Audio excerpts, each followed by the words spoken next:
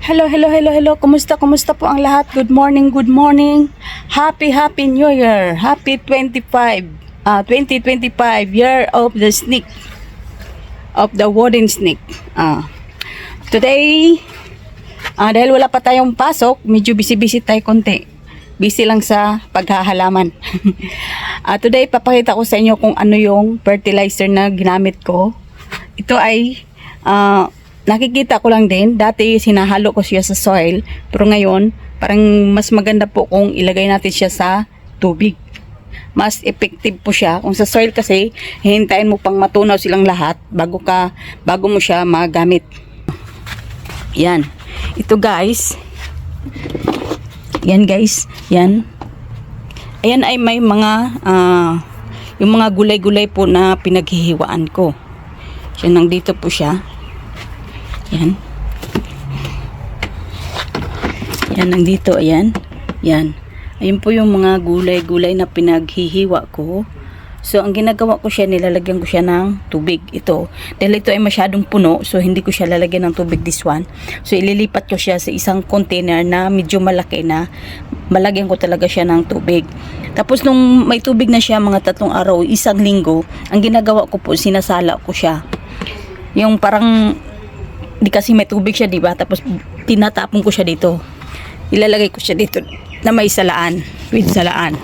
Yan, may salaan po ako dito. Yan. Yan, yun ang aking salaan. Nasala ko dyan. Tapos, ayan yan. Tapos, ayan yung, tapos dinadagdagan ko po siya ng mas ibang tubig. Yan. Yan. So, dahil nga po sa dami kong halaman,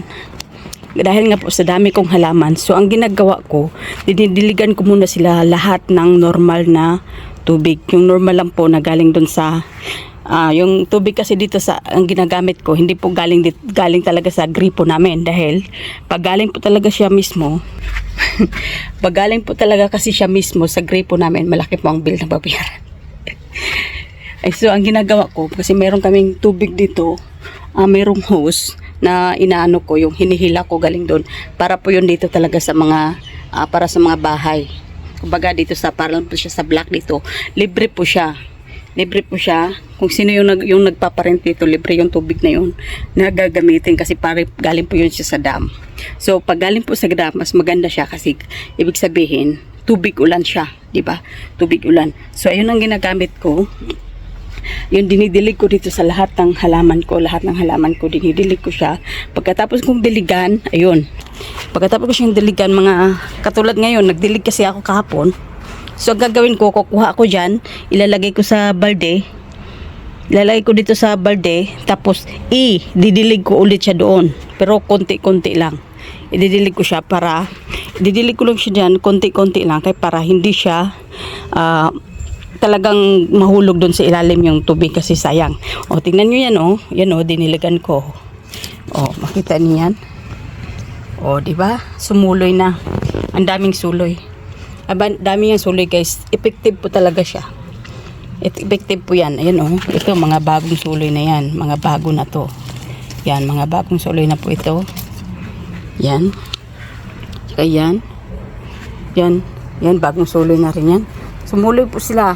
At saka, ayan o, may bagong suloy na rin o. Mga bagong suloy na yan. Itong mga bagong suloy na to, nagsitubo na. Yan guys, kasi yung kapitbahay namin dumati.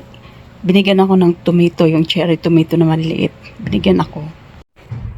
Yun. Kaya naputol yung aking video. Ayan, ituloy na po natin. Ayan. Yan, kukuha lang ako dito. Merong kunting tubig to. Kasi wala na akong mapaglagyan.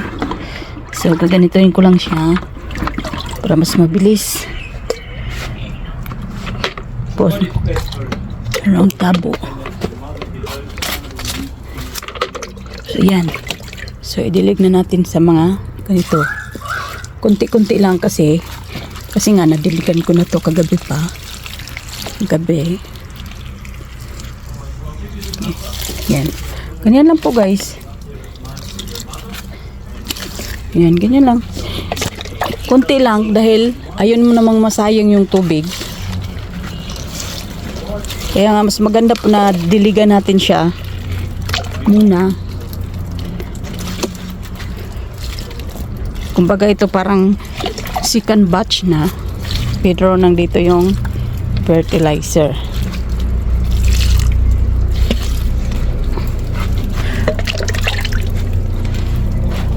Pero yung mga halaman ko guys, pag nire-repat ko yan sila, nilalagyan ko na po sila. Ayun o, ang ganda na ng tubo. Oh, ang ganda ng tubo niya. Pag nire-repat ko ang mga halaman ko, ang ginagawa ko, yung soil niya po, meron na siyang slow release. Nilalagyan ko muna ng soil, yung pot, tapos nilagyan ko ng slow release. Konti lang, o yung tama-tama lang na matsansyahin nyo lang kung gaano siya karami.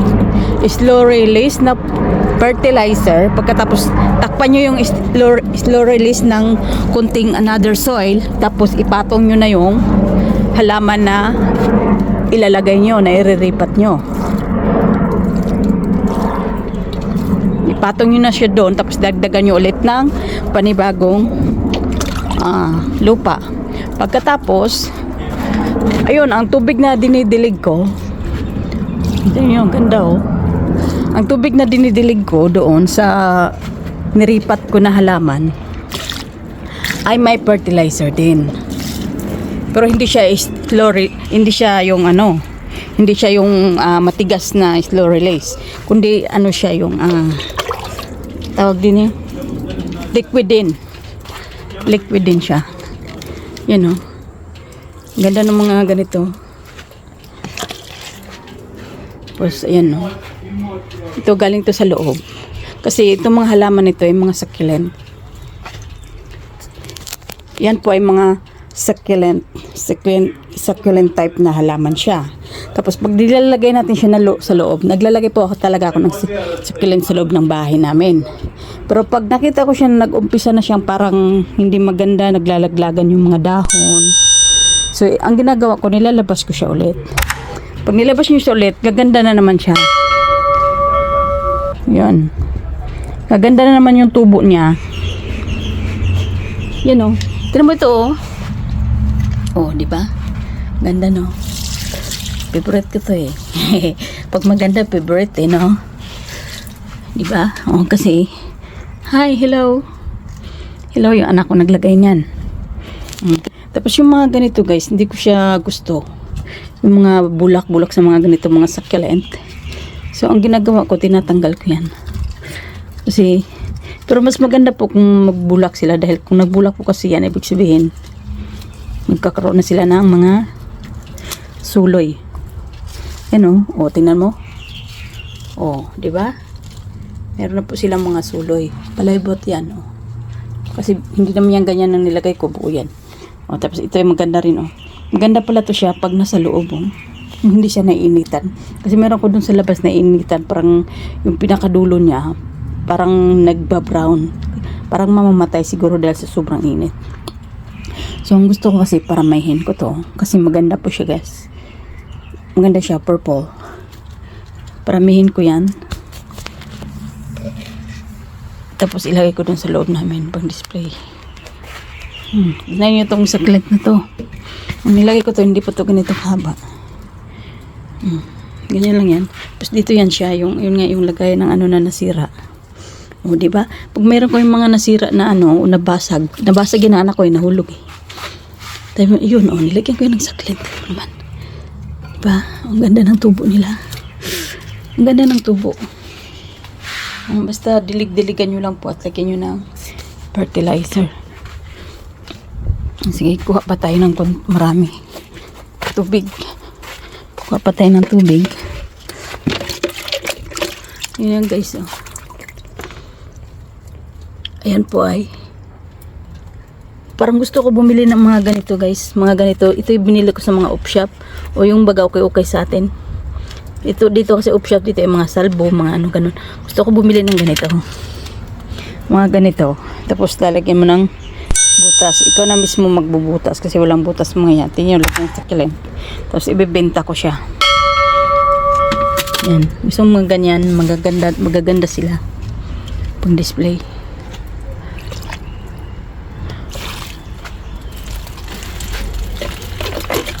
Natatapon pa rin, oh. Natatapon siya kasi nga puno siya. Meron akong plants na ang liit-liit mo. Ay po, pinalaki ko yun sa tubig. Ayan, suloy na yan. Sumuloy na. Sana lumaki yan. Naku po. Sana lumaki.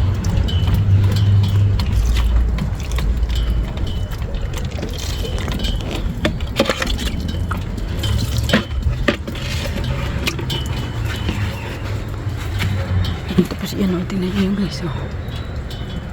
Niripat ko na po yan kasi doon niya sa taas. Doon kasi yung taat nagkandahulog. Shit, sayang.